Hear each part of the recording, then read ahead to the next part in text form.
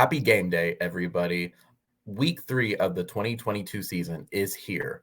It's our first 11 a.m. game of the season as well, not to mention our first road game of the season. And finally, we are wrapping up our non-conference schedule against our old rivals, the Nebraska Cornhuskers.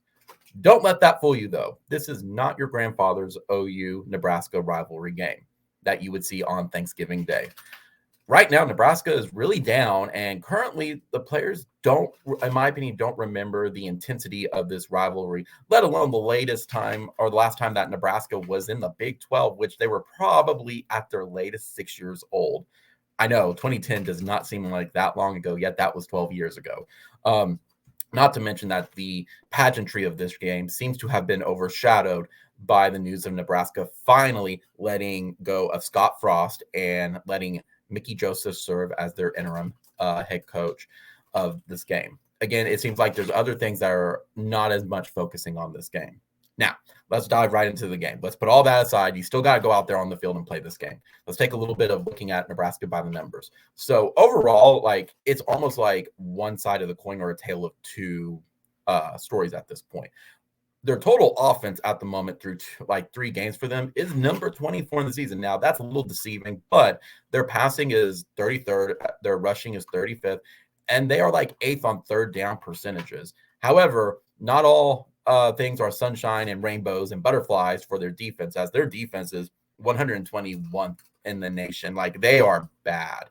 Passing is 113th, rushing is 116th, and their third downs of stopping the other teams is 116th. This team just cannot get off the field, which is probably why they've lost so many close games, because they allow the other team to take advantage of that time and game plan. Taking a look, though, at the individual players, as much as we want to say this is a bad Nebraska team, as well as it's a bad team under Scott Frost previously, they still do have playmakers and studs on both sides of the ball. Can't forget Casey Thompson at quarterback, who we faced last year in Red River rivalry. He still has a number 9 rating when you're looking, again, just at the stats for it. A number 9 rating based on his quarterback play. He's passed a lot of yards, but his rating is kind of low. When you take a look, he's only thrown 4 touchdowns and he has had 3 interceptions. But he's not their biggest player on the team. The biggest player, in my opinion, you have to circle is Anthony Grant. He is an amazing running back. He's the number 2 rusher right now in the Big Ten, and he's number 2 nationally. This guy is very, very, very well received at the moment, at least through week 3 of the season. He's number 2 in yards per carry at 6.2 as well. He's going to be their one that they're going to pass, and they're going to hand the ball off to a lot, even with their weird issues at O-line as well. The other guy you have to look out for is Allen at number 13 with 141 yards and 6.4 average with 2 TDs.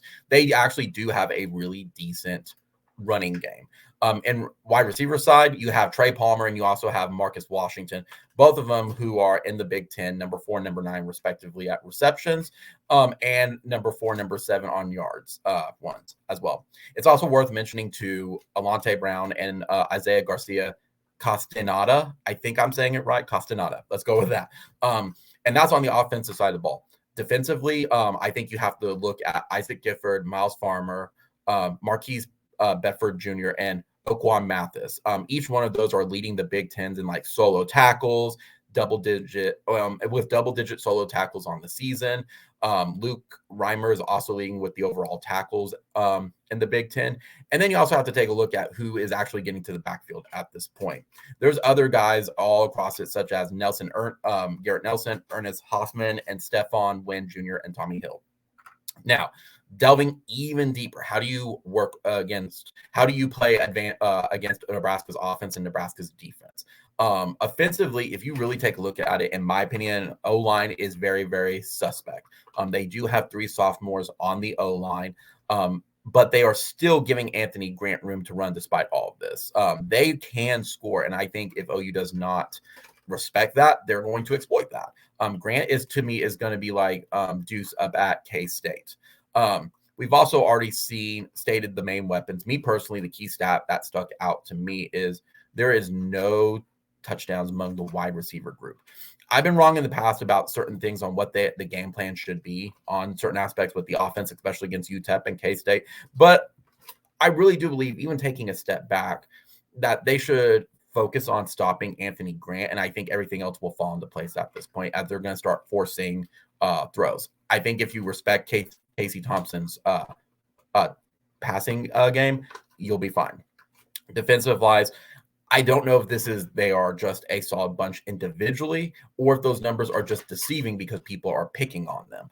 Despite it being sophomores, again, Marquise, Miles, and Isaac are putting up numbers.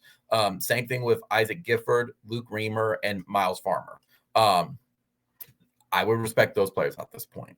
Now, for OU, really the only things that seem to stick out to me is Wanya Morris and Keem Lawrence are going to be back. OU's kind of been quiet this week, and I don't see any game plan changing from that at this point on offensively. We know who our weapons are offensively with Dylan Gabriel, Marvin Mims, got to give the ball to Eric Gray and Marcus Major. Defensively, we know all that. But what are the keys to the game at this point? Because I have several with this one. Obviously, the one that needs to be stated is prepare going into this game. I think it's pretty obvious that every team they're going to face going forward is going to bring their A game, especially teams that are not going to be bowl eligible, because this is their Super Bowl. It's stated every year, and I will keep on doubling and tripling down on this. There is no easy wins. The other side is to contain like your standard players like Casey and Grant. I think if you come out guns a-blazing, I think you are able to take the crowd out of it very, very early, because you really do need to minimize that crowd. Regardless of what the record is or who they're playing, Nebraska fans do show up and have garnered the reputation of having the best fans in the world for that reason. Take the crowd out early. It makes things a lot easier for you going forward. I think depending on the situation, either old school, run the ball if the backfield comes to play, or if not, you did what you did against Kent State and you just sling it. I think we have enough offensive weapons on both sides that you can keep a very, very balanced game plan and cater to whatever's going to work that day. I think it seems like the holes will open up around the area, not Mathis and Raymer, which should work out to your advantage at this point.